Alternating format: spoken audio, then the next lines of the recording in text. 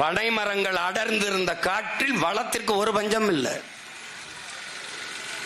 எங்க பொருளாதாரம் இருக்குன்னு தெரியாத பதர்களிடத்திலே நீ அதிகாரத்தை கொடுத்துட்ட. கல் மது என்று போராடுகிறவர் யார்?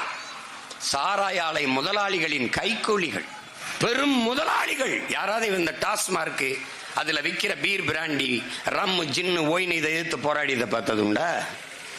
கல்லை மதுவென்று தடை செய்தவர்கள் யார்? சாராய ஆலை அதிபர்கள்.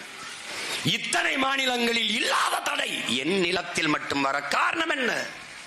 அந்தந்த மாநிலங்களை ஆள்கிற முதல்வர்களுக்கு ஆலைகள் இல்லை, சாராய ஆலைகள் இல்லை. மது விற்கிற கடைகள் இருக்கலாம், மது காய்ச்சுகிற ஆலைகள் அதிகாரத்தில் இருப்பவனுக்கு இல்லை. அதனால் அங்கே ஆந்திராவிலேயோ, கேரளாவிலேயோ, கர்நாடகாவிலேயோ, தெலுங்கானாவிலேயோ, புதுச்சேரியிலேயோ, பீகாரிலேயோ, மற்ற எந்த மாநிலத்திலும் கல்லுக்கு தடை இல்லை. தமிழகத்தில் மட்டும் கல் தடையானது, மதுவானதற்கு காரணம் ஆளுகிற முதலாளிகள், மக்களின் தலைவர்கள் அல்ல, சாராய ஆலையின் அதிபர்கள்.